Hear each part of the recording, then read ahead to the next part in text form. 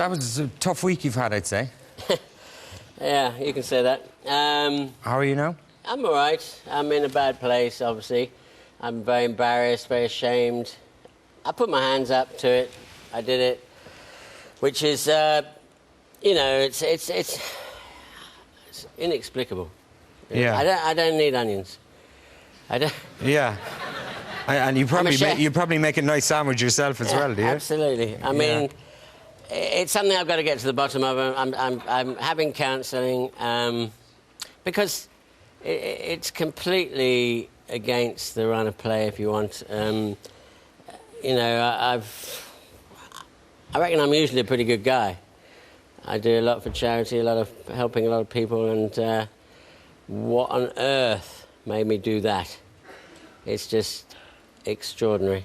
Do you mind taking us back to last week? Because it is, as you say yourself, it's quite bizarre for people to kind of think of this.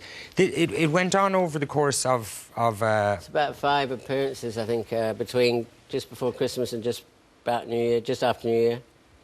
On the last Friday, I was rushing in, as I normally do, collecting stuff in my basket, putting through the self-scanners. I didn't put everything through.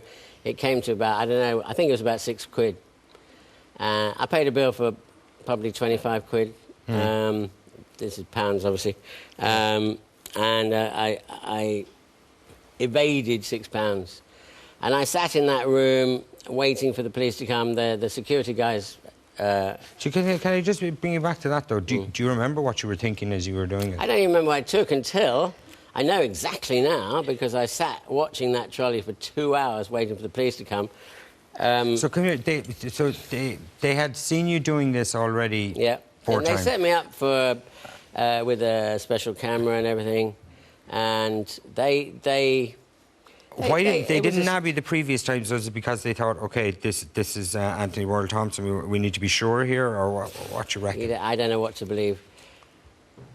In the old days, they probably would have tapped me on the shoulder a couple of times and said, Mr. Worrall Thompson, you're going to get yourself into big trouble if you carry on. Yeah, you would have thought. They didn't, you know, I can't say it was it's what they wanted. I don't know. But they stopped me in the car park, took me back to their office, and I waited for the police. But they did it quite discreetly, yes? Yeah, they were very good, very discreet. The police were fantastic.